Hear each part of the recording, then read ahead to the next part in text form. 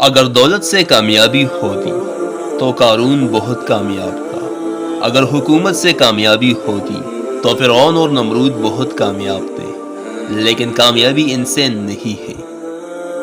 ہمارے تو معاملات آپس میں غلط ہیں، ہم تو جھوٹ، دھوکہ، فریب، ملاوٹ، خیانت اور غبن میں بہت اوپر ہیں۔ جارج برنارڈ شاہ نے کہا، میں جب قرآن پڑھتا ہوں تو محسوس کرتا ہوں کہ اس سے بہتر کتاب ممکن نہیں، اور جب مسلمانوں کو دیکھتا ہوں تو میں محسوس کرتا ہوں کہ ان سے زیادہ ذلیل کوئی قوم نہیں۔ زندگی کی سب سے بڑی حقیقت موت ہے۔ خدا کے منکر پیدا ہوئے ہیں لیکن موت کے منکر پیدا نہیں ہوئے۔ لوگ یہی سمجھتے ہیں کہ یہی زندگی ہے، لیکن قرآن کہتا ہے کہ زندگی تو آخرت کی زندگی ہے جو اصل زندگی ہے۔ راستہ نظر نہ آئے تب اللہ پر یقین ایمان ہے، جیب میں پیسے ہو اور تب دل کو اطمینان ہے تو ایمان پیسے پر ہوا، اللہ پر نہیں۔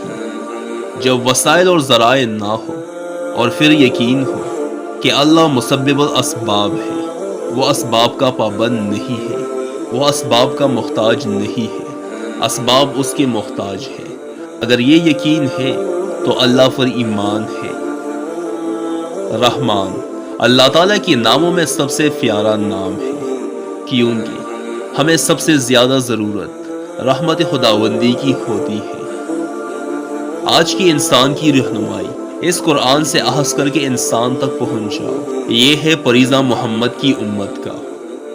جہاں پر آپ نے سمجھا کہ غیر اللہ کے اندر کوئی طاقت موجود ہے تو یہی شرک ہے۔